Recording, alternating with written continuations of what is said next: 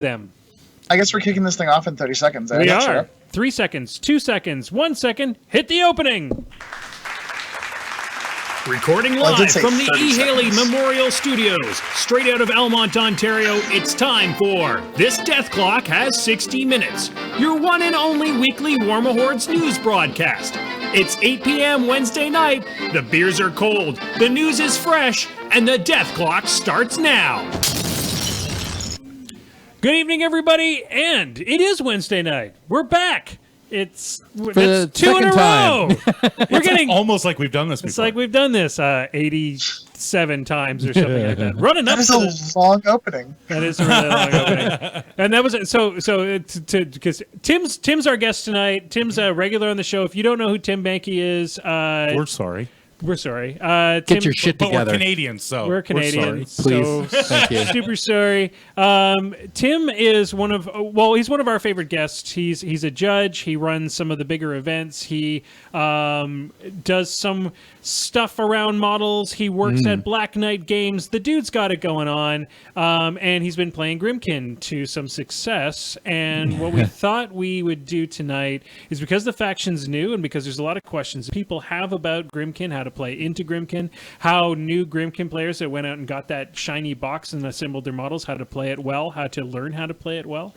We thought we'd get Tim on the show to talk a bit about that. So before I introduce my two co-hosts, Tim, how was your week in War Machine? Really great. I did the Tabletop Gaming Expo, which is a great new convention that started this year. That was this weekend. And had an awesome time. Played Grymkin all weekend, and then some couple of games of Ghost Fleet, because apparently I'm just the Ghost Fleet guy now. And then, got back home, took a Monday to work 14 hours and catch up on some stuff in the office. And Tuesday night, played a couple of games of War Machine after working a long day. And today I'm taking part of the evening off to join you fine gentlemen. Sweet! Got to introduce my two co-hosts.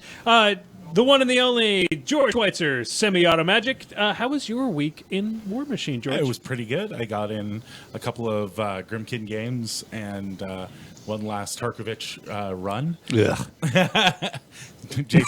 Jason loves him some Harkovich. Harkovich. My first game with Grymkin didn't go hugely well, but it's your first game with Grymkin. Yeah, it was my first game. I fully expected to just die horribly. My second one was much better. I managed to eke out a assassination against Lilith 2. Mm-hmm. She threw everything at the child that she could, and didn't quite make it there. And I was able to put a loaded Skin and Moans into Lilith. I knocked down Lilith 2. And I hear that's bad. a thing. Yeah, the Skin and Moans is a thing. Jason. What? The one and only Maelstrom. The one who keeps the chat people who LOLs at all your funny jokes. Haha, you guys are funny. The one and only Maelstrom. Looks aren't everything, man. How was your week in War They're Machine, all naked. It was good. I got 2 games in on Friday last week. And a game in on Monday this week? No, 2 games. 1.5. Just because you played against PO doesn't mean it's half a game. I didn't play against PO. Oh, okay, sorry. Ouch. Brutal. So the 2 games we had on Friday were good. I got to play against you 2 dorks, actually. Yep. And I beat you both, so suck it. Yep. You sure did. And then Banes. Monday, I got to play against Becky, Semi-Auto Magic's lovely wife, and beat up on some trolls. Trolls don't like Banes. That's a thing. And yeah, Universal truth. I've had a pretty good week so far. So the cool thing is that I don't know if the audience knows this. You are now. Tim is the Ghost Fleet guy. Yes. It's not that you hate Ghost Fleet. Oh no, I think it's just Ghost that it's Fleet's not great. your type of list. I don't particularly enjoy playing it. And You don't like the playstyle. And since you paid a lot of money to just inhare like a million units of Banes, you've been like looking forward to Banes. To Banes and Banes and Banes. And you've finally Banes are back, baby. Banes are back, baby. Banes are back, baby. Dark Host is really good. I've been playing it mostly with Gatsby 2. Throwing out that 17-inch cloud wall, basically. Yeah. And it's pretty effective at delivering the Banes, which is their biggest problem. So between that and Witch Coven, you can pretty much get them up the table. I haven't tried it with Gorshade 2 yet, but I'm looking forward to that because he has Tactician for Banes, and that's always fun. Cool. So yeah, I've been really enjoying Dark House. It's my style of play. I like that. I mean, this is kind of the cool thing as the new lists come out. It lets it. This is the first time I've seen a list where because you're often down on everybody playing in list. Yeah. In theme. In theme. Yeah. But this is the first one that's now allowed you to play the game. Yeah, and I don't dislike themes. Mm-hmm. I think themes are great. There's certain aspects of the themes that I don't particularly care for. Yeah. But this theme in particular, I really enjoy playing. It lets you play what you wanted to play. Yep. So my week in War Machine went pretty simply. Our good friend P.O. came to town. Yep. P.O. dropped a Magnus list into Kingmaker Magnus list, which it was very, very standard, except he shook up. I think he only had 2 nomads. Okay. And he had 2 of the dudes with the chainsaws, the ones that only Magnus can take. I can't remember the names right now. Renegade, I want to say. Anyway, and Banky, what's the name of those dudes? It's a Renegade.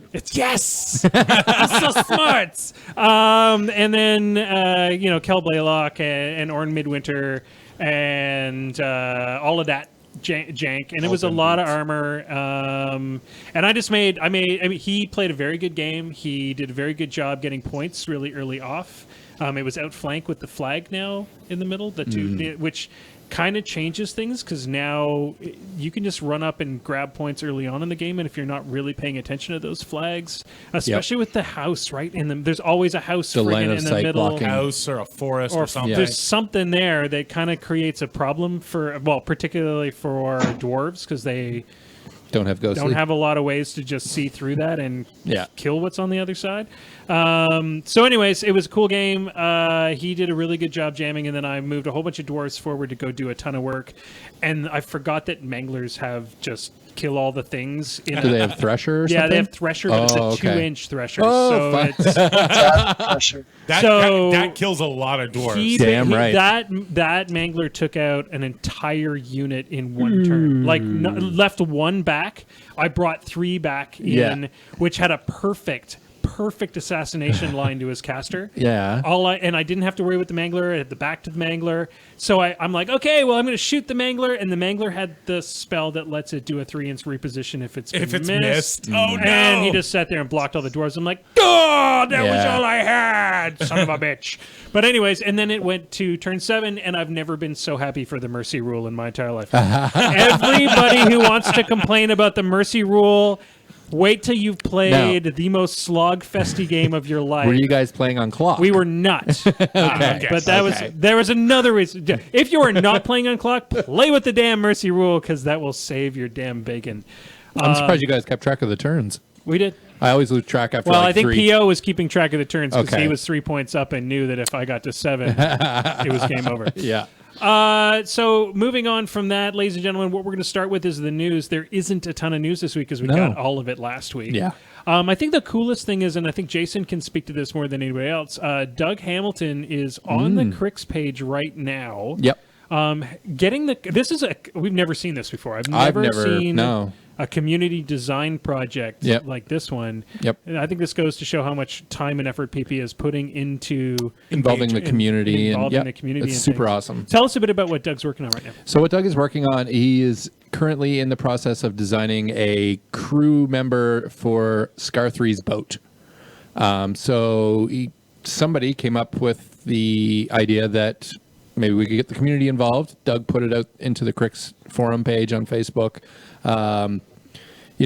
With the legal disclaimer first, of course, covering their butts and asking people for help designing everything from the pose to the attire, the horns, pretty much from the ground up, which is super the only cool. thing that was kind of locked in was the weapon, right? Yes, he has to have a sword.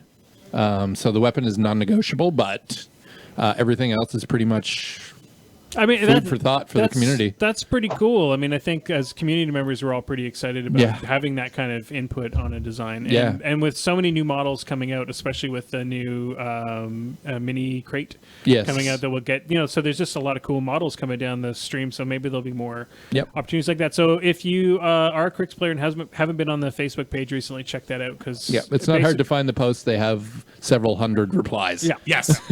People get passionate about stuff like that. They do. So let's start right on the top. We're going to talk about Grymkin. This is today's roundtable. I'm going to pass over the mic a lot to Tim, but the cool thing is that all three, other than me, the three of you all are at different levels with Grymkin. Jason's opened his box and looked at the looked at the cards in War Room. George has got in 3 or 4 games, assembled his models, starting to think about how to make things work. Has done a little bit of net research, let's just say. And Tim's got 850 games under his belt, has demolished the universe, has created a standard of fear in the community. I'm totally kidding. It's less than 100 games. It's like 86. So is that your lowest games with any faction ever right now? Yes. Yeah. Sorry, I have fewer games with Crucible Guard. Okay. True that. So I guess wait. That's the question. So how many games with Crucible? Redacted. So Tim, let's start right off at the beginning. Let's talk about if you're new to Grymkin, you bought your box, you picked it up at the store, and George can jump in on this too because you have a lot of recommendations as well, and Jason as well. What is it that you should buy with the box set, or is that box enough to just? Here's the real question: is it 1 or 2? Do you buy 2 box sets? Typically, it's 2 boxes. Okay, well, there you go. So let's start at the beginning. You're going to the store. You want to go into Grymkin. You know what's on the shelves as of today. What do you pick up? Yeah, so I mean, I don't know if one of these guys wants to go first here, but I should mention anybody who's excited about Grymkin or who thinks they want to play Grymkin should know a couple of things. One, Grymkin is a Hordes faction. They feel like a Hordes faction. They play like a Hordes faction. They're going to be very, very similar to a Hordes faction experience if you've had that before. They're also a very, very high skill cap faction. I don't think that they have the capacity for a lot of super easy wins unless you're just sort of surprising your opponents. They've got favorable matchups, but a lot of their matchups are made favorable by good Arcana choices. And Arcana choices scale really directly with your knowledge of the game and your knowledge of all of the other players who play in the game. So if you felt like you were really, really secure playing Haley 2, this is a really good faction for you. If you felt like, man, I just don't know what my opponent's stuff does a lot of the time, Grymkin are going to be a bit trickier. There's going to be a longer learning curve, and you should be emotionally prepared for that. In terms of initial purchases, the All-in-One Army box is an excellent choice. If you buy that and then purchase the Child, you have a 2-caster pairing that's legal and on the ADR right now, which is really cool because you can play Grymkin in Champions, you can play them in Masters events, blah, blah, blah, which I did this last weekend. That box is great. It has the sampler of all the infantry units, which is really cool. It also has the 2 heavies, and those 2 heavies are excellent utility pieces. It has one of the better lights available in the faction. There's not, I think I can say with genuine authenticity that there are not bad choices in this army, just casters who are not as strong with some choices as others. A lot of people were initially critical of Hollowmen. I've given it time. I've played them on the table a bunch. Hollowmen are good. Hollowmen are playable. They certainly play better with the Wanderer or the Dreamer than they do with, say, the Child. But they're perfectly acceptable with the Heretic, who I think is this faction's generalist caster. It's not a coincidence that they put the most generalist caster in the all-in-one box. I think the Heretic is an excellent starting place to learn the game. And if you're not excited about playing the infantry-heavy version of this faction and want to go jump right into the beast-heavy version of this faction, the Child is the other caster who is just the best beast caster. If you want her, you're going to want to supplement your army box purchase with more heavies, and that might look like buying 2 all-in-one army boxes. 2 all-in-one army boxes give you, they give you 2 of each heavy, and that's a really excellent starting place for a lot of lists.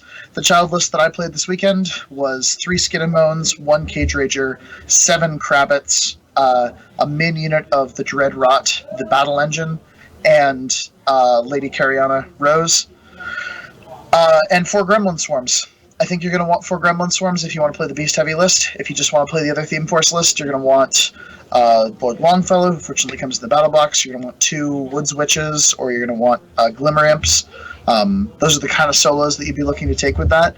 I think probably if purchase number 1 is the All-in-One Army box, purchase number 2 should be the Death Knell. Purchase number 3 should probably be your second caster, the Child, and purchase number 4 is probably your second All-in-One Army box. I'm going to hand it over to George for a second. You and I were at the store when you picked up all your stuff, and you did everything but buy the second army box. And what? Kind of wish I had bought the second army box. What drove you to get the things you did when you were looking at how you were going to build your list? Because this was before you had seen what Tim had played at Game Expo. So what was it that sort of like helped you make those decisions? Why did you go those ways? I like heavy hitter beasts, which made the extra skin and bones purchase like not even something I had to think about. Right. Because I like beasts. The Child was something I didn't even think about as well. It was just like, well, this is the Beastcaster, and I like beasts, so I'm going to get the Beastcaster. Lady Katarina Rose is again just amazing all around. Like there are a few solos that just seem as auto-includey as she does. She just turns a lot of stuff up to 11. I'm just trying to think. So she's a priority target, is what you're saying? Yes. If you no, she's not. Don't kill her. Leave her alone. Don't kill her. She's fine. Never kill her. Her pet Krabbits. So sorry. It's super important not to kill her. Anybody who wants to play against Grymkin, who's maybe a little bit anxious about this matchup, Lady Cariana has Enrage, which is great. She has Shepherd's Call, which is great. She has Ancillary Attack, and that's also great. But if you kill her, your entire army you're facing gets +1 to hit and damage for a whole turn, and that can be devastating. So you weren't supposed to tell him that. You weren't supposed to tell him that. They were all going to go after her. It was going to be amazing. I have developed something of a reputation for being happy to give away my tech. Don't be afraid to kill Lady Cariana as long as every single thing in your army is out of threat range. Yeah. And you don't care if you lose anything that is. Yeah, because if you wander in after killing Katarina Rose, everybody's mad at you. Cariana. And does that last one turn, or does that just stay there for the rest of the game? No, it lasts for the round. Oh, but okay, it's okay. All right. +1 to hit and damage is a really big deal. That's pretty because good. Matt ate Skin and Bones is a bad time. I can think of some feats that are worse than that. Yeah. And it's like, it's not specific to the beasts she's tending. Like, you get +1 to hit and damage with everything. Like, Dreadrot, who go to Power Strength 11, are a problem. And Mat 7, like, that's a big deal. Well, I guess I think this is a good time, actually, since we can segue directly into this topic. We'll get deeper into some of the tech and some of the ideas and some of the reasons why lists. But let's talk about the other side of the problem with when a new faction drops is that you have and we talked about this a bit pre-show, so I'm going to use the wrong words and then you guys can correct me. There's generally a type of fear, I guess, or a community apprehension. A community apprehension. That's a way better word. Thank you for the correction. You are welcome. I knew You're you'd welcome, jump in there. The community apprehension is always like, oh my god, all I've heard is that Grymkin are super OP, and then they're going to show up, and you also generally there's the surprise factor. Which, if you don't know the faction well enough, that often gives your opponent an upper hand. So let's talk a bit about to dissuade some of those fears, and let's give some advice to players who are facing Grymkin for the first time. Especially with those lists, which will be pretty standard, while those are the available models. Talk to me a bit. We'll start with Tim. Talk to me a bit about. We should ask about Tim's Heretic list. Like, if you're going to play the Heretic with what's out right now. Because it's going to look really different than the Child list. So if we're sure, but we'll go into that. We'll talk about lists and all that in a second. But let's give some advice to the people that aren't playing Grymkin. If you guys could kind of go into that first, and then we'll go into standard listings and that kind of thing. So Tim, give us some advice on how to handle Arcana, that kind of stuff. Sure. So let's talk first about what Grymkin is and what Grymkin is not. There's a lot of anxiety that I get in the community of like, oh, Privateer Press just wants to sell models, so they've made an OP faction. Well, Privateer Press made a new faction because they've got a lot of cool things, and they're going to sell models because the faction is appealing to a specific kind of aesthetic and not to others, and that's okay. You only need to sell to some people. And it's appealing to a specific kind of playstyle, and it's very, very good and has a place in the competitive roster. It is not the best faction in the game, and is not going to be the best faction in the game. But it is a faction that has a place and can probably beat a lot of people and has some really favorable matchups. However, one of the ways that Grymkin creates favorable matchups is as a limited faction by tailoring its place on the table. Let me think about this for a second. So Convergence was a limited release faction, and Convergence gained good matchups by doing one dimension of the game quite well. They did having no access to like living pieces that were threatened by a lot of the tools that threatened living pieces. They didn't have undead, which could sometimes be perceived as a bit of a disadvantage. And they had a very, very durable army that played an anvil game extremely well. Now, that dimension ended up being kind of teched for in some uncomfortable ways, which made the experience of playing the faction a little bit less robust than something like Signar that eventually got more releases or more things that gave them more tools on a regular basis. To counter that problem, Grymkin's primary tool for remaining robust in a changing and evolving metagame is the use of Arcana. Now, instead of teching for the faction of Grymkin, in every single matchup you have to be aware of the changing roster of kind of mini-feat-like concepts that they can bring to bear. So, in the case of the Child or the Heretic, they have a specific Trump Arcana that is their kind of feat-like effect that they can use, but they also have two tailorable matchup-specific ones. If you're facing a Spellslinger you're afraid is going to assassinate yourself, like a Denegra one, you can bring Ruin, and you can deny her one of those spellcastings while removing the enemy upkeep spells on the table. If you're playing against somebody who could really be controlled by terrain, like the Menoth matchup, you can bring Desolation, and as soon as they advance a Warjack, you can place a Burning Earth terrain somewhere, and all of a sudden they've got a big, nasty, fiery cloud and rough terrain patch to contend with. Grymkin use those Arcana to make bad matchups good. That means a few things. The first major conclusion is that they can have good matchups when it looks like they wouldn't, dependent entirely on player skill. The second is their capacity to win games is often dependent on the hands that they're held in. So you kind of have to like really ratchet your experience playing against Grymkin against the kind of like the caliber of player you're playing against. Because if you're playing against somebody who's like, I just picked up Grymkin and I don't know the game very well and I don't know this faction very well, but I'm really excited to play them. If that person was playing Khador, they might just rob a matchup from you because of the favorability of it. But because they're playing Grymkin, they probably won't, and that can be a bit discouraging for newer players. But for veteran players, I think it's exciting and healthy to see a faction that has a fairly high skill cap and a fairly deep learning curve, but a lot of potential to be super great. Yeah, I also think they are very much a take-a-hit and counter-attack faction. They have very limited access to tools like Pathfinder. Much of their infantry doesn't have a lot of durability. Their best shooting unit in the entire game has weaned back trencher stats, which are not good stats. They don't have access to a cloud wall. They're 12-12, they're speed 5, their guns are range 10. Like, this is not the faction that's hitting you first. It's definitely a faction that is engineered to take a hit and punish you for that.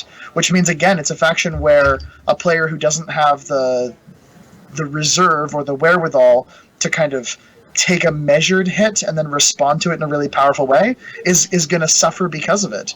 So I guess the kind of the TLDR of that is Grymkin are going to be a faction that's very, very good in good hands, but not very good otherwise. They're not a broken faction, and you're going to get a good alpha strike against them, and then they're going to punish you for it. So if you feel like you're up in the game, you might be in for a surprise.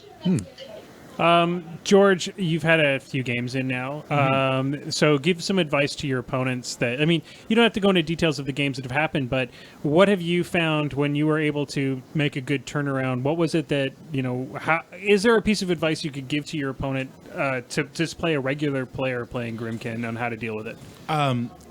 Make sure you concentrate fire. There are arcanas that Like there's one specifically that will just heal everything. And if the opponent you're playing against is beast heavy, that can be absolutely devastating if you spread damage around. Remember Krabbits exist, and remember Krabbits trigger. And that's one of the big things is people are going to they're going to be, oh yeah, well, I'll shoot at this Cage Rager because there's no way I'm going to kill him this turn, but that way he can't pop his Arcana. And then they shield guard to a Krabbit, the Krabbit explodes, and they pop their Arcana, and they're off to the races. Another thing to remember is 1 per turn. So they can't pop all 3 of their Arcana on a turn. So if you can do something that makes them pop an Arcana that you're worried about early or at the wrong time, for example, like sacrifice there. Say you've spread it around a bit, and spread around damage a bit, and then you shoot off and kill a Krabbit, and he's like, ha-ha! I have upped my trap card, and he heals everything. And then you can, say, charge in with your Storm Lances or something that maybe couldn't make it because they would lose their order or they would be denied to speed or something so that they wouldn't normally make it because he had those Arcana on the table.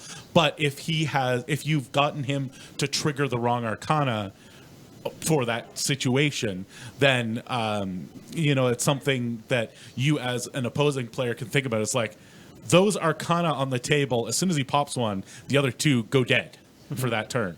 So you only have to worry about 1 per turn. And if you can choose, like Tim was saying, if you can choose the Arcana that your opponent's playing, he's playing your game, not his. Right. And that is like any high skill faction. You have to be in control of your own army. Like you really have to be in control of your own army. And if you're not, you're going to have problems. Jason is a person that's picked up his Grymkin, going to play it down the road. What is it that you're most excited about as far as putting it together and using it? I just really like the aesthetic of the faction. Also, I think they're kind of tricksy, which is cool. They're very tricksy. Yeah, I really like that. It's one of the reasons I think I like Crix so much. Sorry, Tim, go ahead. Go ahead, Tim. No, I was just going to say, there's a question in the chat there. Whether it's better to play in theme or out of theme. I think Grymkin are kind of a well-realized version of what the New World Order is going to be. Every single model in this faction has a compelling place in a theme list.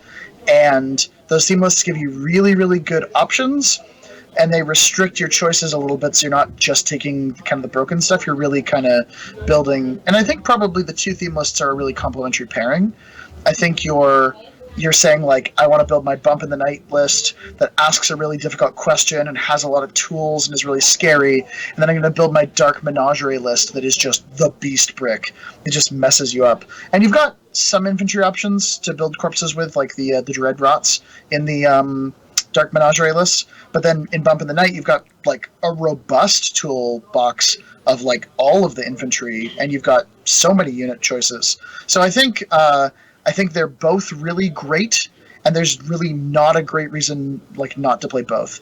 Like a couple people are like, well, but I want to play the artillery guys who give Stumbling Drunk in a list that has a bunch of beasts because heavies with Stumbling Drunk are really good, and that's true. But you're giving up pretty significant theme benefits that are very powerful. And I think like the objectively best option, instead of like I'm going to cherry pick the most synergistic things together, is to play a synergistic but also narratively compelling theme force, which is maybe the best implementation of themes in terms of the vision they have for the game that I've ever seen. Like, if you weren't convinced that Privateer Press has a plan with trying to push Theme Machine, this is the kind of thing that I think should convince you. Yeah. George, you alluded to getting him to talk about his heretic list. Before I get Tim to lay it down, what excites you about that? You've talked a bit about the child. You played the child. What excites you about the heretic as a caster? I actually haven't put enough time in with the heretic to be honest. I've only been playing the child. I love him from a thematic point of view, but that's about all I can say right now. So Tim, tell us about your heretic list and why that is the good complement to your child list. So there's a couple of things about the heretic right now. So to full disclosure, I played the Heretic this weekend, and I just played him in basically the same list as my child list. He has one less beast point, so I just dropped his Skin and Bones and turned it into double Cage Rager, and that's like fine. Like he's not bad. He's such a compelling generalist that you're hard pressed to build bad options for him, because he's just like, yeah, did you want me to make something better with Fury? And you're like, yeah, I did. And he's like, cool. All right, here you go. That said, I think he's much better in the infantry theme force, which is Bump in the Night. There's a couple of pieces missing for like the best version of the list that I want to play. I think he runs really good Nayslayers, and I think you really, really want access to support pieces like the Madcaps are really nice in his theme force, as are the Murder Crows, who help that theme force quite a bit. And then the Twilight Sisters are just like their money in that theme. Like they do so much work, and they're so compelling. That said, I'm going to give you guys a list that I like right now that has a lot of tools, and I'm just putting it in my phone because of reasons. So this list is Heretic, Cage Rager, Skin and Bones, and also has a Gorehound. That's the full battle group. Mm-hmm. So you've got the complementary beasts. You've got access to the late game tool that is a Cage Rager accumulating a corpse and being a viable arc node for the Heretic. He can play middle of the field, so you're not like super upset about having like no access to an arc node early game, but then late game you can kind of throw that Cage Rager out somewhere and grab something with a Gallows or use a Hex Blast to debuff something before you charge it with a unit of infantry. The Gorehound is really good in that list. It's actually a really good piece, period, because it's great at capturing things like zones and ranging out a little bit. And the Skin and Bones, again, has that really amazing late game potential to be the armor cracking piece. It has a Death Knell, which is mostly to protect the Heretic so you can play a middle of the game match, but also to collect corpses off your infantry as they die. My free solos are Lord Longfellow and Double Witchwood, which you get those things by having 2 of the army boxes. And then also by having 2 of the army boxes, you get 2 max units of Dreadrots and 2 max units of Piggybacks, which is the balance of the list. Piggybacks are great. They don't have amazing personal damage potential, but they have incredible survivability. The Heretic gives them personal damage potential. Is like, remember how your weapons were Reach, which is great, and POW 13, which is decent, and you've got a mat fixer in the form of the only mat fixer they have in this list is his Reckoning Animus, the not Animus, Arcana, the ability to go to mat 8 if they get the sort of pseudo prey benefit. But with that plus their brutal charge plus fury on a unit of them, they go from POW 16 to POW 18 to POW 20 on the charge. Oh, we got that. The Tim's internet has died again. Once more. That's okay. We'll get him back in just a second. Yep. He's back. Is. Oh, whew. We lost you momentarily. It's okay. Where did POW 20 on the charge? Oh, sorry. Yeah, they're POW 20 on the charge. They can kill heavies, and they're really, really durable. Sorry, the point I was just making is with Impervious Flesh and Armor 17 with the... I didn't use Impervious Flesh. Yeah. I was just thinking about the game we played. Yeah. I didn't use did. it. Oh, did I? Yeah, you did. Oh, okay, cool. I didn't remember doing it. Impervious Flesh is really good. They get much better when you have access to Twilight Sisters again, because the Twilight Sisters can recur them. But even without recursion, snacking can heal their damage, and they're a really, really excellent second wave that can hang out at the back of a zone and anchor a circumstance like that. So I think the list is really solid. I think there's a lot to be played with there. And I think the Heretic is such a good generalist that he just fixes a lot of matchups. I mean, being able to be personally untargetable by spells is just so huge for him. Okay, so we've talked about the casters and the stuff that's available now. Let's talk about some of the things that are not available. Tim's already alluded to the things that will be good coming up. But let's. I mean, I think we're all excited about Old Witch 3. Yeah. 2, 3. 2 and 3. Old Witch 2 and 3. I know that Bubba Dalton. Mostly 3. Bubba's like done nothing but talk about like when that thing drops, it's all over for you. Yeah. So let's talk a bit about what you're excited about, George. What is the next model on your buy list other than Old Witch? Well, yeah, Old Witch. If you're playing Khador and Grymkin, it's kind of not a no-brainer. I really like the Murder Crow. Well, I love them all, but the Murder Crows look like so much awesome. Yeah. Gelfling. Sorry. Jason, is it Murder Coast for you as well? Is that your next must buy? Or yeah, I'm waiting for the Frightmare. The Frightmares? The horse with the face coming out of the mouth, and then Jason has a very sick sense of. I was in a death metal band. Yeah. What do you want to do? What are you gonna do? Tim, what's the thing that you're most excited to drop and can't wait for to hit? The Dreamer. Ooh, yeah. Full stop. The Dreamer is amazing. She's the Haley 2 of Hordes. I kind of love her little friends too. Yeah. They're so good. Oh my god, she is so good, guys. If she doesn't win all the things, I will be very surprised. And if I don't, it might be me who has to win all the things with her if no one else will. She's very, very good. So on top of being a beautiful model, she's actually insanely good. Is that what you're telling us, Tim? Are you sure that's a PT thing? Yeah, no, Awesome. the phantasms are nuts. Yeah. Okay, so just let's talk about some details on her card. Mm-hmm. She has Signs of Importance for her battle group. That's a pretty effective rule. Yep. That's been a bit of a proven commodity in previous editions of the game.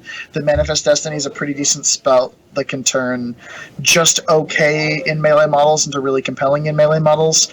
She's got access to extended control range beasts, so she can do that from relative safety.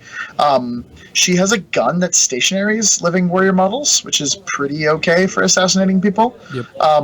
It also, if you crit with it, you can just walk someone out of a zone and then stationary them, which is also really great.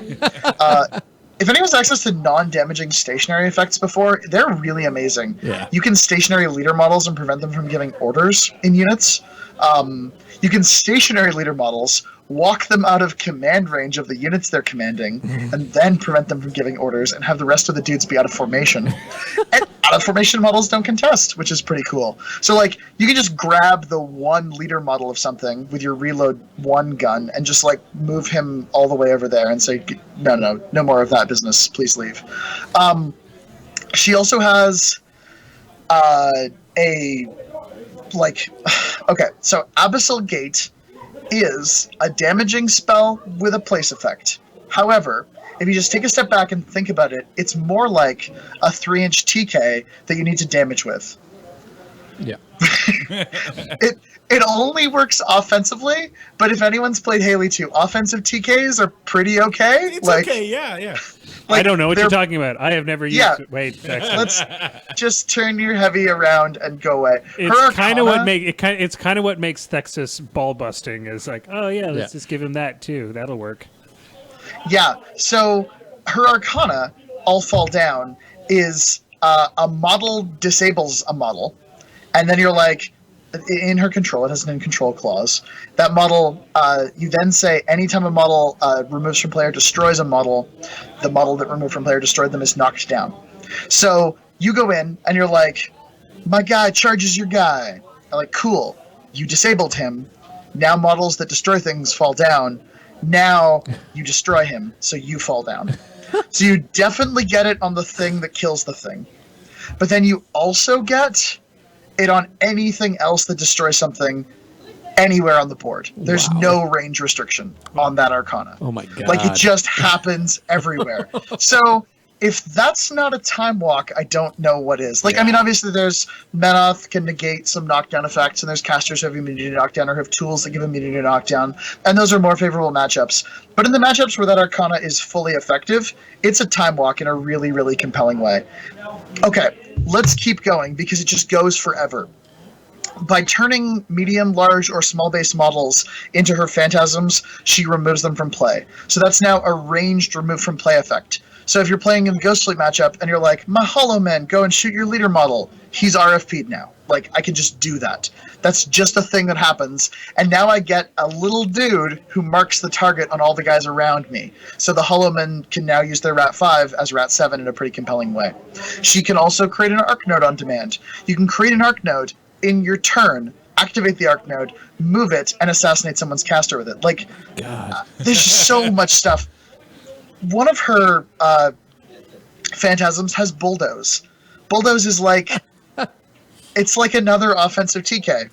Yeah. So you can Abyssal Gate something out of a zone, Bulldoze something out of a zone, crit, walk something out of a zone.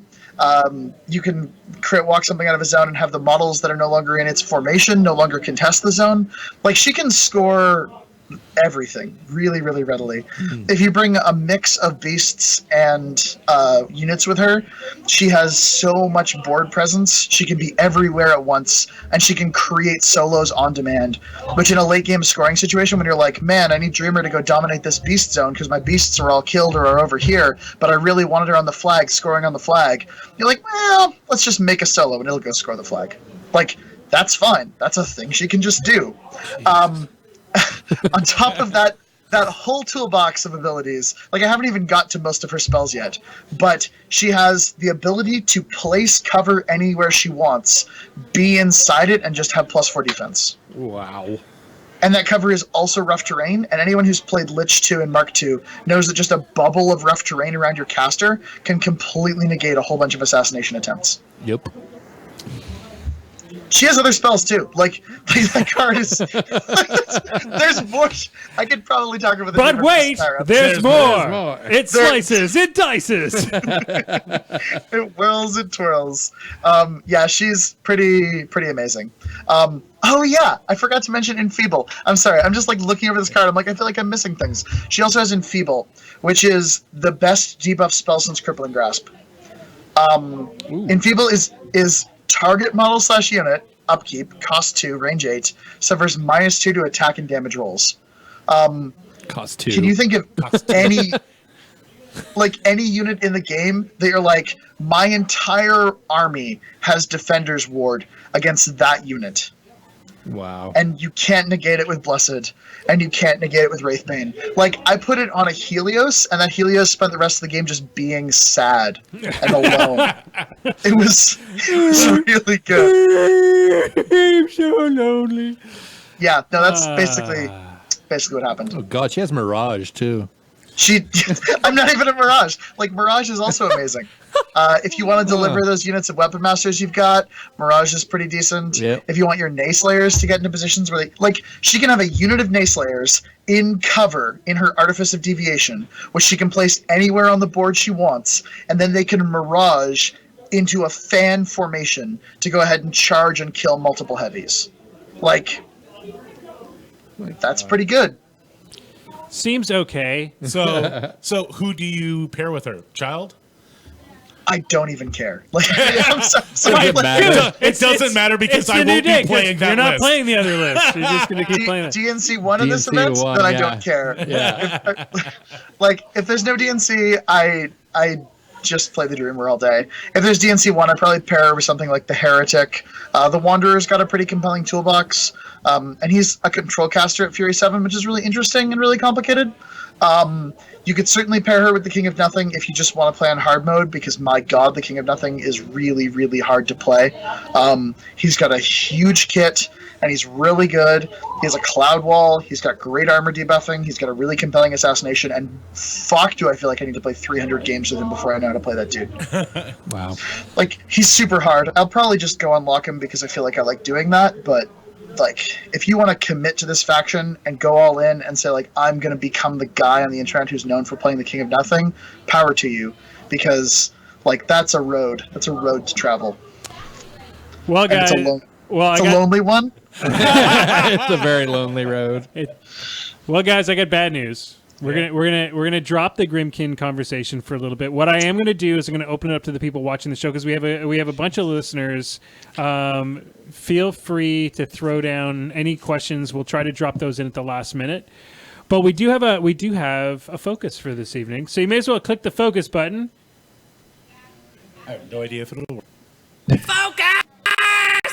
Kind of worked. Sort of worked. So the focus for this evening is what we do for focus, as most people know, is we go and play a game, and then some weird interaction happens, or something that we were like, oh, we didn't know that. Yeah. We did our summer rampage this week at Out of the Box, and we had some couple interesting things happen. So tell us about, there was actually one that happened last night, but we were trying to figure out the huge base model interaction. Oh, yeah. Let's talk about that one first, because that's something that we thought was normal. I hear all the time is you can always see a Colossal. So I was not doubting the wisdom of that. I was just trying to figure out where it said that in the rules. And so maybe Tim can speak to this if I'm getting it wrong. I went through everything and I found the volume of a huge base, which is 5 inches tall. So it's a cylinder, 120 millimeters around and 5 inches tall. Yep. And because it is either a great machine or just a huge base, there's a whole bunch of things it can't get. And I was like, well, none of this says anything about line of sight. So I started going through the terrain. And forests say, yeah, you can't hide a huge base. Okay. I'm like, okay. So we now know that forests, no go. Does that include battle engines as well? Base. Huge base, flat out. Yeah. So if a battle engine's on the other side of a forest, you can still see it. Then I was like, well, what else? Clouds. Oh, okay, clouds. Yeah, I can see it. So again, you can't hide it behind the clouds. And then I was looking through the obstruction rules, and I couldn't find anything that said I can't hide a colossal behind this. Okay. So what kicked in is if you have something that is 5 inches tall or taller, you can hide a colossal behind a obstruction. And now let's quickly go over to Tim, because Tim usually gives us some instructions before each game that we play. Tim, what is the first thing that players should do when they're setting up their board, looking at what's on the table, and how does that apply to what we're talking about now? So the first thing you should do when you're sitting across from your opponent at a table is define the terrain on the table. You should sit down, you should point at every single piece of terrain one by one and say shallow water, or I say shallow water because of convention, but just say water at this point. And then you say the entire template or just the portion that looks kind of like water, and we'll try to awkwardly play around the green part. And they're like, no, the whole template, Tim, I don't want to do something silly. And I'm like, okay, cool, good talk. And then we move on and I'm like, wall, the portion of it that's actually the wall, or the MDF piece that it's on top of, and they'll have an opinion on that and we'll resolve it. And then I'm like, obstruction, height value according to this template. And if I had a template here, I would point out. But if you've got the widgets or the Privateer original spray templates, they have like a large, medium, small volume estimation on them. And you can be like, based on this volume, this house is a uniform height. Let's play it at uniform height. And your opponent's like, sure. Or they're like, no, let's play that divot at a different height. And you're like, all right, fine, we'll do it. Then you say like, fine, so it looks like based on this height, a medium base can see over it, but a small base cannot. And they'll be like, yes, that's fine. Or they'll be like, no, I feel like a large base should be able to be able to see over it. And some weird opponents out there, and I don't know why people have it in their mind that this is a reasonable thing to do, they'll be like, just infinitely tall. And I'll be like... And if you've got a huge base, you're like, okay, then? I mean, the reality is, while an infinitely tall obstruction could obscure line of sight to a huge base, most huge bases are larger than most obstructions. Yeah. You do create some weird situations, though. Like, if you have, like, a huge base touching an infinitely tall obstruction and another huge base behind that, it's quite difficult to draw a line of sight to that huge base. Don't define your obstructions as infinitely tall. It's goofy and it's Mickey Mouse and you shouldn't do it. But if you feel like you have to, know how the rule works. So that also means that, and I think most people do this just naturally, but that means a huge base can have blocked line of sight if it's standing behind another huge base. Yeah, I used to play... Two, probably. Two, yeah. It's really hard to... Yeah, those angles are difficult. But yeah. But you can hide... I used to hide Syntherian and a Prime Axiom behind another Prime Axiom and two battle engines in Mark II because it meant that you had one for later when they shot your first Prime Axiom off the table. And I know that sounds kind of silly, but Syntherian in the middle of four huge bases is just amazing.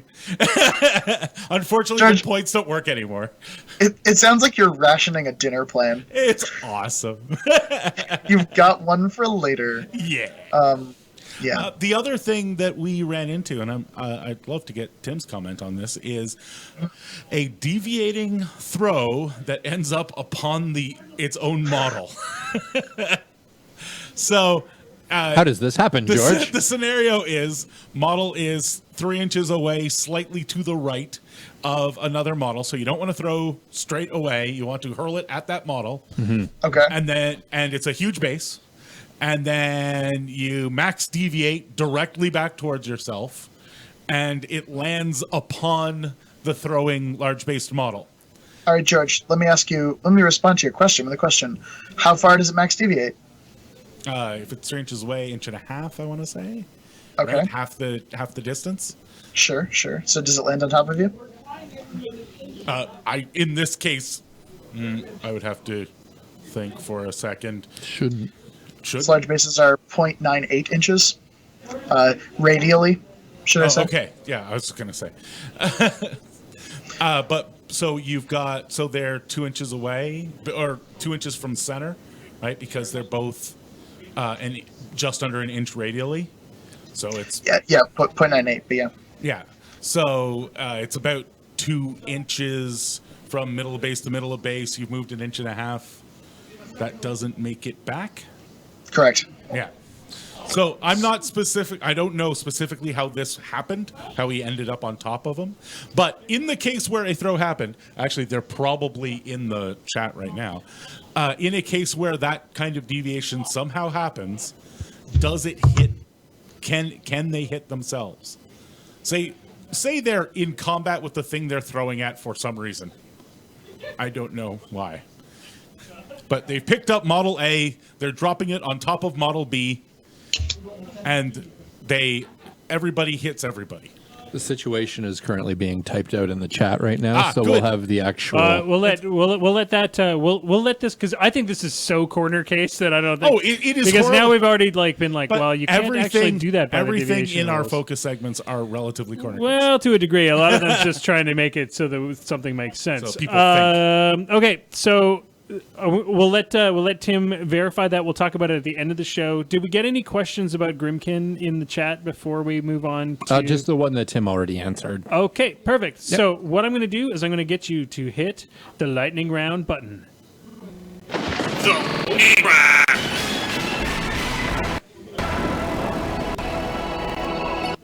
It's probably that time of year that I just need to make fresh videos because they're probably so Probably. old and overplayed at this Like point. an old tape. Yeah. Yeah, they're all It's like it's getting all stretched. stretched out. That'd be hilarious if digital media could actually have. Well, it kind of does. It just gets kind of buggy and old. It's full of crap because it's been recompressed 800 times. Yeah, this machine needs a beating too. All right, Tim. For 3 seconds, I'm gonna have to get your attention because it's time for the lightning round, and we don't want you to lose the lightning round because right now That would be embarrassing. that would be embarrassing. So, of course, tonight's lightning round is about Grymkin. Cricks. It's Not got yes, it's got so much cricks in it. Legion, right? It's all Legion all the time. the time. And we even have a minty-based, Ooh, a Grymkin minty-based, question. uh, a minty minty-based life form. a Grymkin-based minty question. All right, question number 1: when can the Heretics trump card be played? Ding, ding. Tim. I never remember what you're supposed to say when you Yeah, want whatever you any want. noise. Bingo. Okay, cool. The Heretic's trump card can be played when a warrior model is destroyed or removed from play by an enemy attacking his control area. Correctamundo. Also, if it gets RFP'd, you can still play it on an RFP. Did I not say destroyed or removed from play? You did. You Someone in did. the You chat can totally clarify. did. Judge. Question number 2. What is the point cost on a cask imp? Ding. Tim. Also, 4 points. Sorry, no, that's not true. That's on the artillery piece that creates cask imps. Cask imps are 1 point. They are 1 point. I almost got him. I was just like, you're wrong.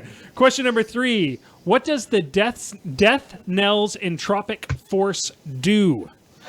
Ding. George. It stops people being able to tough or I think even heal when they're near him. Close Heal and enough. remove damage Remove while within damage. 5 inches. Yep. Yeah. Question number 4. I'm going to give you a point just because I feel sorry for you. Can I get one of those too? Yeah, Jason, you get 2. Yay! Question number 4. What is the name of the Hollowman attachment? Ding. Tim.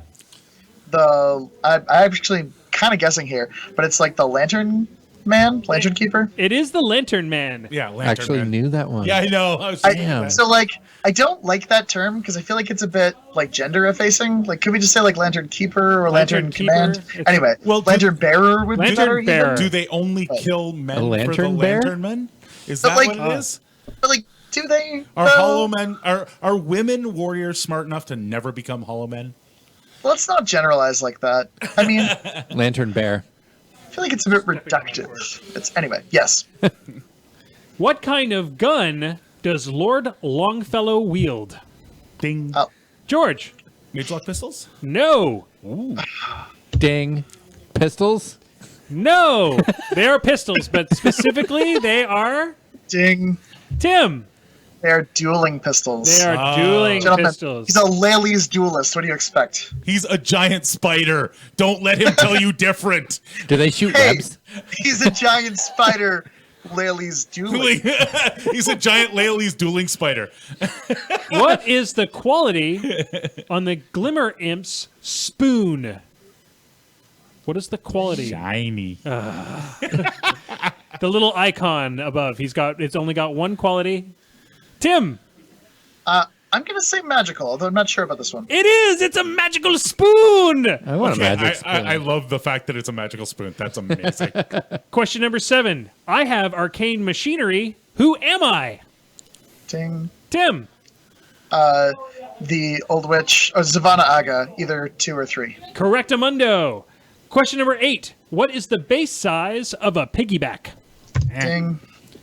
Oh, that was a tough one. I'll give it to Tim. I'm gonna say 40 millimeters. It is 40 millimeters. What are the names of the Twilight Sisters? The names of the Twilight Sisters. It's based in mythology. If you guys happen to just know that one. It's the hot one in the Thelma and Louise. The hot one and the ugly one. Thelma and Louise. No. Tim, do you know it? Ding. They're Hydron, I believe is the pronunciation, and Agrona. Correctamundo. The Minty Fresh question of the week, brought to you by the Wizard's Tower, is I don't know why it is this week. How does one become a madcap? Ooh, that's a good question. Eat bad beef. No, George. the madcaps are brewers who, I can't remember what the specific horrible thing they do. I think it's either they're watering down their booze or they're making bad alcohol, and they're the ones who become the Excellent story, but wrong. It was beautiful. I mean, Cool story, bro. There was highs, there was lows, there was ups, there was downs. I cried. Specifically, you have to be an alcoholic whose drunkenness and neglect has caused the death of innocent victims. Oh, Jesus. Now that's coming from Minty. Your Yikes. story. Cascamp? That is a madcap, according to the Casket. May be the brewer one that you're thinking. No, Well, Well, you can argue it with Minty. I will This look is it where up. I sure. diverge from the pack because I'm Does not responsible for. Tim, do you have a? Do you know? Do you have a story to tell? Sorry, were you asking about the Madcaps versus the Caskimps? Yeah. Yeah. The Madcaps are just like a group of Caskimps who are brewing things on a still. So like that's functionally the same So answer. they're pretty much the same. He's not wrong. Interesting. The Minty Fresh question is fully validated. Do you mind, gentlemen, if I answer the question regarding the deviation? No, Absolutely. Please answer the Okay. deviation question. So,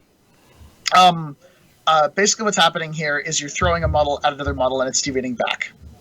So you determine the point toward which the model is deviating by rolling your deviation. Presumably you roll like the 4 or whatever, and it comes straight back toward you. Then you roll the distance it deviates. The max distance in this case is 3 inches because you're moving 6. So you move far enough to contact the, in this case, throwing model. So what happens is you move in the direction of your throw until you contact an equal or larger size base. At that point, you would contact the throwing model. However, there's a stipulation in throws that you never contact that model. So you'd resolve movement, place it where it's supposed to be without contacting the throwing model because of specifically a prohibition in the throw rules, and then you'd least displace models as appropriate. Cool. There we go. So You it wouldn't knock do the down- damage. It wouldn't knock down the model that was hit. The thrown model would still get knocked down, still take its strength damage. Correct, yes, but the throwing model is explicitly not contacted. And that Throw. that is because you can now throw over yourself, correct? Correct. Yeah, that's why that is in there, because it used to be Well, you couldn't. actually, as a consequence of that rule, you can now throw over yourself. But 6 and 1 have doesn't. Yeah. Okay. If we're getting semantic. Okay, before we go tonight, I want to send it out to Tim to talk about what's coming up on Arcane Assist. You guys are doing an incredible series of battle reports right now that's often audience guided, et cetera, et cetera. Tell us a bit about some of the exciting battle reports you guys got coming out. Yeah, so we had a little bit of a, I'm not going to say controversy, but certainly a discussion point this week that came up that I really appreciated. 14 minutes is fine. 14 minutes is fine, Tim. What's up? Are we talking 14 minutes. Over? 14 minutes. No. Battle reports that are 14 minutes. They're fine. Oh, sorry. It's fine. Yes. So that was, that's something of the controversy. We had a game, and we play real games, and we record commentary over top of real games based on insights that occurred in it. So we played a game in which Evan very, very promptly managed to win the game against me. And it was based on a positioning error that I made, but a positioning error with a good brain of thought in mind. And we talked that through in the commentary, and I think built what I thought was a good articulation of what actually can occur in real games of War Machine. However, we were given some criticism that it wasn't the best form of entertainment, wasn't the best kind of video. And I put it to the community to say, do you want authentic games or do you want a higher quality of entertainment value? Because given a game like this, we could just throw it out and not produce commentary for it or edit it or put it up on the channel. But I feel like we lose something in terms of authenticity when we do that. And the discussion is ongoing, and it's been really interesting. It's been in the Crix and the Protector Domenoff groups, and we've been talking about it on the cast. But we've definitely been focusing on trying to really do a deep dig into a couple of lists, and we're going to be continuing to do that. I'm going to be exploring the learning process on the Vlad 1 list. That's coming up very, very soon. And we're also going to be focusing on some Grymkin videos, which we've got Brad helping us get fully painted, and we're going to be featuring some of his work on the channel and talking about some of that. And we've also got the thing that I'm actually most excited about right now is we're diverging a little bit from exclusively War Machine content, and we're doing a couple of other game systems, specifically with a focus on smaller games, secondary games, things that really fit well as I primarily play War Machine, and then here's the other game I play, right? So for us today, we produced and released our first ever Guild Ball video, which has been really cool to show off. I'm in that video. I'm playing the Butchers, and Evan's playing his Alchemists, and it's cool because it's a matchup we played a whole bunch, and we've been playing for almost the year and a half, 2 years that we've been into Guild Ball, with a bit of a break, but we picked it up again after the Sioux because Steamforge was there, and they were really nice to us. So I figured we should play more of this game. And then, we're also going to be playing a full campaign of Shadow Wars. Shadow War Armageddon, cool. Which is a 40k game. It's skirmish-based. We're bringing on another guest to be involved in that process, and it's really cool. I'm jazzed about playing some more skirmish games and just kind of dipping our toe into a couple of other things. We still will be releasing every week. We'll be releasing a War Machine video on Monday, and we will be upping our content production to also release a War Machine video on Thursdays, at least for the rest of the summer, every second Thursday. But every second Wednesday, we're going to be releasing a Guild Ball video, and then starting in the fall, you'll be seeing our entire Shadow War series. You guys are busy. Oh, dang. Yeah, and then I'm going He's trying to Belgium. give Fraser a run for his money. Yeah, it's pretty cool. I'm really excited about it. So let's quickly go over to George. Do we have any events coming up in the next couple We of have weeks? all the events. We have a Champions on August the 6th. If you aren't already on the wait list, I'm sorry, because we expanded it to 20 and then we expanded it to 24, and we're so out of room that I think somebody is going to actually have to play on top of a shelf at this point. We are right out of room at the venue. And then we've got Capital City Bloodbath. So I would highly encourage anybody who's thinking to get signed up for your tickets. It is a War Machine weekend invitational event. So winning this event will get you a spot during the War Machine Weekend Invitational. I guess I could go. Yeah, you should do that. And I really, really wanted to go to that event, but I will be out of the province. Yeah, it's too unfortunately, bad. I'm in the same boat. I'm actually in the middle of a shoot while it's on. In a boat. Yeah. In a boat. Yeah. So Tim's not coming, so everybody else, you have a chance. Yes. So I would highly encourage you to come to that. Starting in September, there is a tournament series. Half of it is happening here. The other half is happening in Montreal. So if, depending on where you are, if you're Montreal or Ottawa, you can play games, and then whoever has the most points after all the games will decide where the final invitational from that Cool. series goes, whether it'll go to Montreal or Ottawa. And it doesn't have to be your hometown. If you want to go beat up Montreal people in Montreal, you can totally do that if you're from Ottawa. And then there will be a big invitational at the end of that. And our friends at Out of the Box are about to run I think it's going to be a 9-month tournament series at the same time. And of course, we have all the fun events going on in the next couple of months.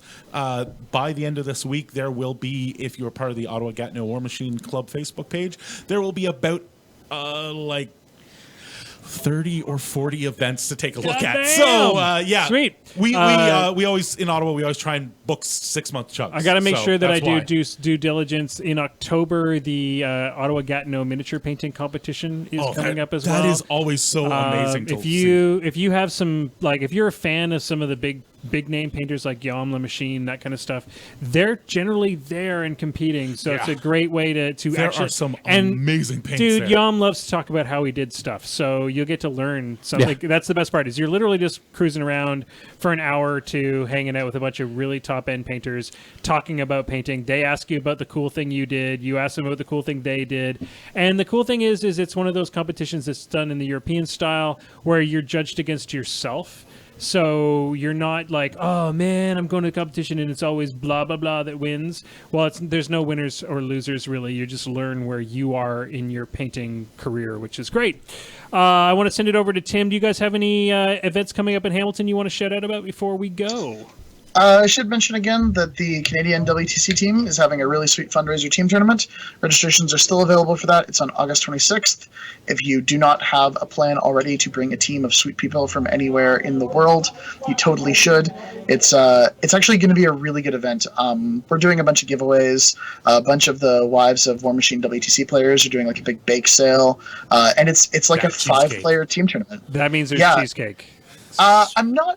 I don't know if Matt's partner is actually. I don't know if Kathleen's going to make it or not. But I know last year Chris and Bubba's wives, respectively, made a ton of stuff. And Josh's wife Christine has been messaging me with some of her bake sale plans, and it's a one worth attending, if only for the bake sale. But also, there is a 5-player team tournament in the WTC style, and specifically, all of the Canadian WTC team members are splitting up. There will be no team that has 2 of them on it. So there's pretty even odds. Like, it's going to be a very, very deep field, but it should be a pretty even field. And I think it would be a good one to come out and watch. It would be a good one to come out and play with. If you haven't already made plans to send a team, the person to message about that is Chris Orr. Just message him on Facebook and be like, hey, Chris, I want to bring a team of 5 guys to this event. And he'll be like, here is how you book that in. Is that Black Knight or is it the Dragon? That's at the Dragon. It's in Guelph, which is an absolutely beautiful city. Tons of great restaurants. And if you're like, man, I totally want to come, but we've got no place to stay or to put ourselves up, and we'd have to crash overnight, we can arrange billeting. Let us know if that's a reason that you're resisting coming. We can make it work. And I would highly suggest, if you have a significant other who has any interest in comics or anything, the Dragon is literally an award-winning comic book shop run by a pair of women, and it is just amazing actual place to visit. Yeah, absolutely. Jen is a good friend of mine, does an amazing job. She brings in all of the best options for comics, and they really just, like, they care a lot about the community. So it's a really great shop. Okay, I got to do hashtag President or Prime Minister for Life of War Machine and Hordes. What are the Fraser announcements for this evening, Jason? I don't know. Fraser has been. He's been silent. He's been dark. He's been dark. Oh yeah. no! I think now that we're voting on him to become the prime minister, the prime minister, Prime Minister for life. Yeah. now it's gone to his head, and now he's gone into sequestered well, we can himself. pretend. So Make sure that you get in your do your battle reporter to be your application to be a podcaster. Right. Make sure that you put in all your information to the battle reporter. Yep. Right. Watch Trollblood Scrum. Watch Trollblood Scrum. I don't know if Trollblood Scrum is on. There's going to be at least 7 gamers. other podcasts that he's on. What's the link for the battle reporter? Is 4 New Gamers still a thing? I don't know. I'm just going through everything he's ever done. I believe it's on hiatus right now. Because now they're old gamers? There's not enough new gamers. Yeah. Okay, I got to do a quick shout out. So we got to send out a word about Muse on Minis. Make sure that if you're looking for tokeny goodness, our boys at Muse on Minis. Grymkin tokens. They're pretty awesome. Do you actually mind if I say a few things about the Grymkin token set? Yeah, go because for it. John was at TGX this weekend, and he actually gave me a set of Grymkin tokens to use because I was the only person there playing Grymkin, and I had a fully painted army, and he was like, "That's awesome, here you go." Their Grymkin token set is super sweet. Nigel did a really nice job of designing them. They're all like inspired by like original source material for like Grimm fairy tales and stuff. So the Fury tokens are like a wormy apple that's like partly eaten out of, and like all the like art style is really cool, and they've got a lot of like soft purples and like really they're well made. They were an excellent set and definitely made my weekend. So Perfect. I would strongly recommend picking them up. I did give them some feedback that I feel like they needed more corpse tokens because I was playing the list that had a lot of corpse tokens, and John said he'd pass it along and see if there's a bit more room on the sheet to produce them with more corpse tokens in the next batch or whatever. But I would definitely recommend picking up the Grymkin tokens from Muse if you're playing Grymkin. And as always from Muse, the steppers are amazing. I have gotten more assassinations and kills because of steppers than I ever have before, because it is so easy to just scooch around a base when you actually know how far it is. To death with his like, I'm gonna measure for an hour. Hey, it's my Sure, time. you got it. Like, Sure, you fucking win. It's my time. I can go for an ice cream if I want. He just does that. Would you mind if I brought out my steppers? And we're like, oh no, you got it. You're fine. Just kidding. No, the steppers. I have to get home sometime tonight. The steppers are great. I'm only kidding about that. That's the best Muse on Minis shout out that we can do. Also, subscribe to their channel. You get all the best podcasts. We're all on there. Mm-hmm. We're all up in that maw. And sorry, is that a Helmholtz joke? Maw. Anyway, the maw. I don't know. And last but not least, if you need to buy stuff, if you need your stuff, if you need your Grimmikins, I can't think of a better place than the Wizard's Tower. Or if you're in the Hamilton area, you can go check out with the Black Knight Games. And Banky will give you some advice. He stands behind the desk and goes, "Oh, you've bought Grymkin, have you?" I do actually do a little more of that than I'd like to admit. People are like, I'm actually just kind of excited about playing the game. I didn't need you to tell me how. And I'm like, I'm really sorry. I'm a dick. It's only been 45 minutes. Just trying to. I'm just getting through the basics here. My mom's been honking the horn. We haven't even gone over minutes. least disturbance yet. It's okay. All right, ladies and gentlemen, we got to go. We're well over our death clock. It's 11 minutes past the hour. George, hit that button. Dice down! Moose Machine and This Death Clock Has 60 Minutes is a proud part of the Muse on Minis network. Podcasts go online every Thursday morning. You can watch the show live every Wednesday night at 8 p.m. Eastern on Twitch and keep in touch with us on our Facebook page. Just Google Moose Machine. If you can't find us, you're doing the internet wrong. You know, we had that guy complain not too long ago. Every Thursday morning, really.